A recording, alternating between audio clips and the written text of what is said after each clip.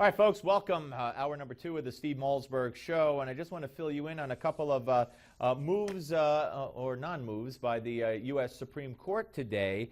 First of all, the court has declined to take an early look at the challenge to the NSA bulk collection of millions of Americans' phone records. You may recall Larry Klayman won that case in a lower court, and he didn't want to wait and go through the process. He wanted to expedite it, move it right up to the U.S. Supreme Court. They have said no.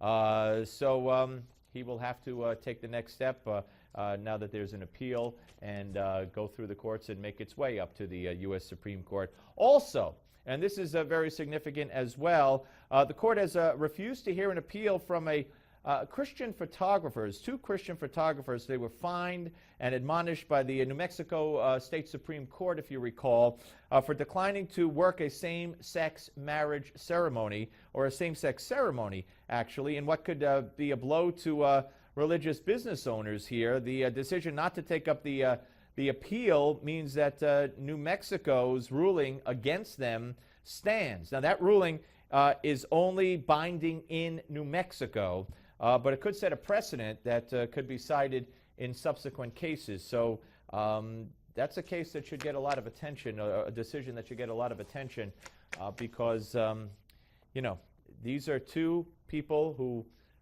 had strong religious beliefs and own a small business and decided that they didn't want to participate. Now, you could say it's a little bit like the Hobby Lobby case, and maybe that's why they turned it away.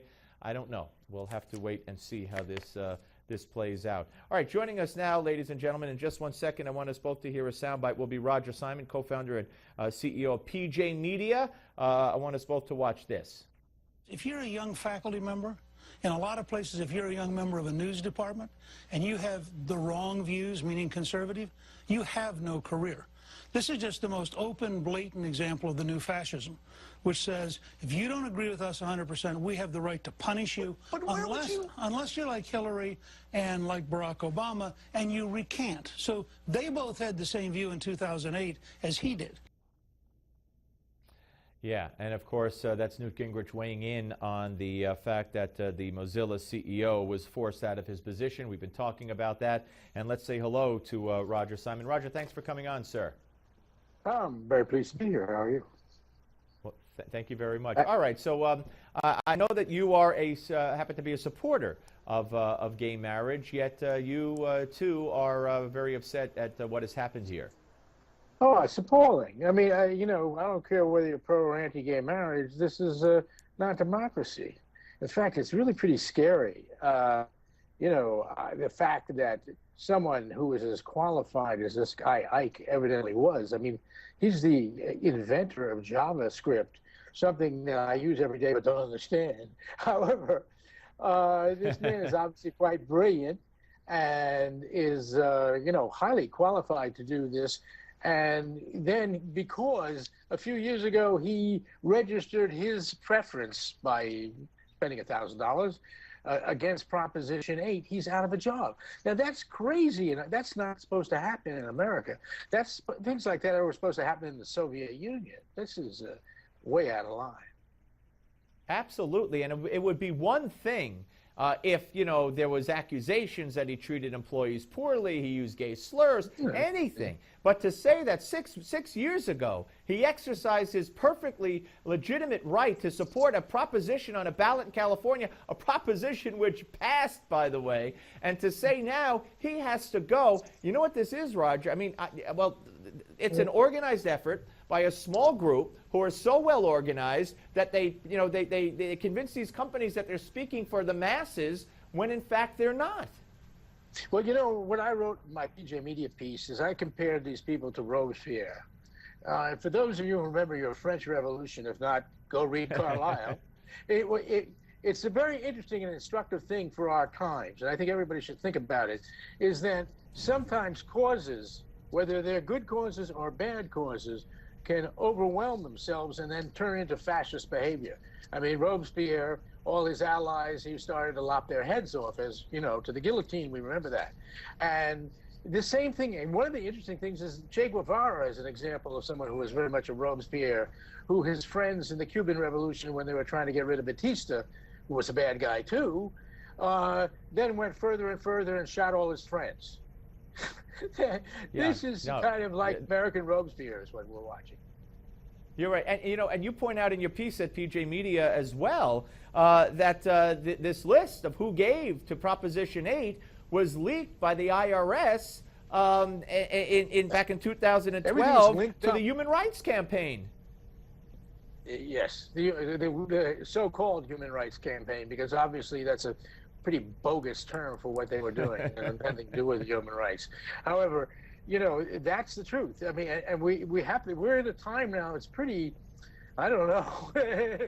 I mean, we all have to wake up. And one of the interesting problems we have is not just talking to the Newsmax audience or the PJ Media audience, which are, for the most part on our side already. We have to absolutely get to the middle of America, and we better think how hard to do it, because time is wasted. Yeah, no, I couldn't agree with you more. All right, let's move on to another great piece that you wrote last week, the Democratic Party's war on black people and how to counter it. I mean, I could not agree with you more. It's just how to counter it that has been the perplexing problem. I think Republicans within their own group, they know that these remedies that have been put forth for decades and decades and decades for the poor and the African American communities have been failures, miserable failures. Yet the Republicans don't seem to know how to go in there and make that point and offer a palatable remedy. Well, some people do. I mean, I'm not 100% in the Rand Paul camp because I'm more of a foreign policy hawk than he is. But he was certainly very wise to go into the black community in Detroit and recommend free market proposals to them. And to talk, first of all, you can't do it if you don't do it.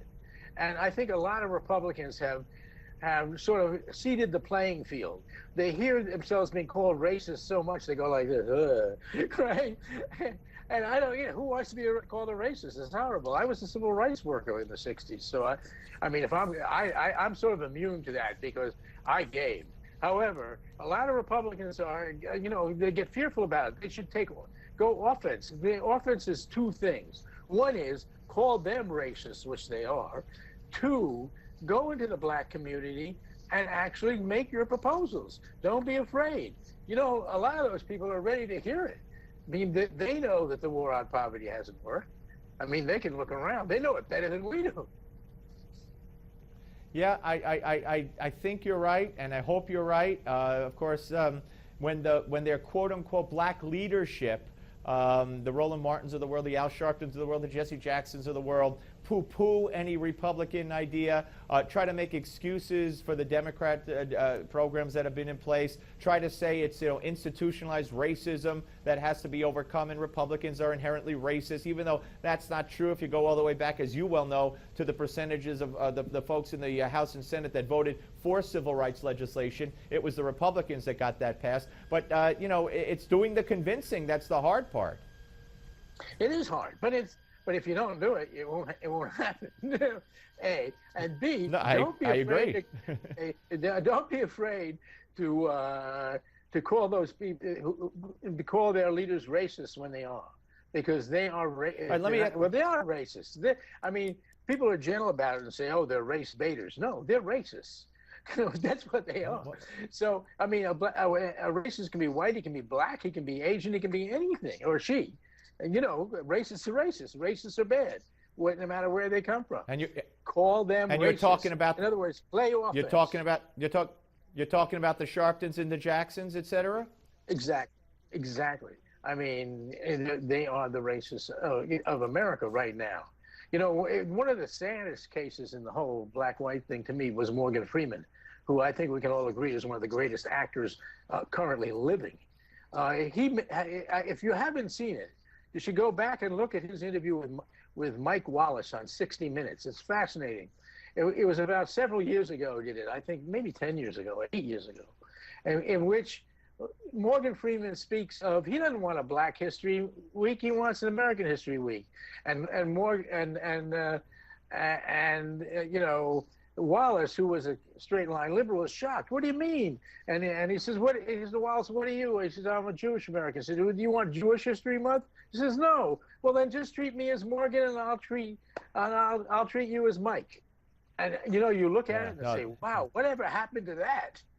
That was a moment of absolute clarity. Of course, unfortunately, Morgan Freeman during the Obama era walked back on it. It's very sad. But I was just going to say, he's had a... Yeah. That was fascinating, and I was going to say that the same Morgan Freeman is now a different Morgan Freeman, unfortunately, in some of the remarks he's made in more recent times. But I want to get in before we have to say so long in a few minutes, Roger, and that is your piece about Obama and Middle East racism, and Kerry's Middle East racism as well. I call Kerry the spokesman for the Palestinian Authority. And obviously, I'm outraged over the way they treat the Israelis. But Obama's sitting there and calling Abbas sitting next to him and saying he's a great man of peace when you and I know everything about him. And Kerry lambasting Netanyahu and the Israelis every chance he gets. And then on Friday, when the talks broke off because of the Palestinians, Kerry blames both of them. But it's interesting what you talk about in this piece. Well, I think this has been going on for a long time. Basically, white liberals are racist toward Arabs. Here's what I mean they're racist. They treat them like they're, the awful word of the 19th century British imperialists, like they're just wogs. Therefore, you have to be placated and treated like they're imbeciles, instead of being treated like you would a Canadian or a Dane or something who, if those people were lobbing missiles into your country, you wouldn't treat them like that. But somehow there's something about these people who are the wretched of the earth, quote unquote. Actually, they're not. They're just like us. Treat them like us. They treat the Israelis like us, of course, because they think, well, the Israelis are smart and they're like us and they're Western and blah, blah, blah, all of which is true. On the other hand, if you treat the other like some kind of primitive, then that's what they'll behave like. It's a complete manipulation. It's pure racism, but it's very of an unconscious and old-fashioned sort. Anyway, my take on it. No, I think you have a very on-target take on it. Roger, pleasure speaking to you, sir. I hope you'll come back. I'll be delighted. Thank you. All right, folks. That's Roger Simon, of course, co-founder and CEO of PJ Media, pjmedia.com. They got PJ Media TV, the whole thing, PJ TV. So check it all out at pjmedia.com. Very interesting take on a lot of the issues. We got a lot in there on white liberals racist towards Arabs. Very interesting. Sharpton and Jackson racist, and it is. America does have to wake up with regard to this Mozilla CEO situation. They really have to understand what just happened here to a man who co-founded a company, invented all kinds of software, and he was forced out as CEO because 6 years ago he gave a donation, part of the political process, to a cause. And now he's an evil man. Coming back with the panel on the Steve Malzberg Show.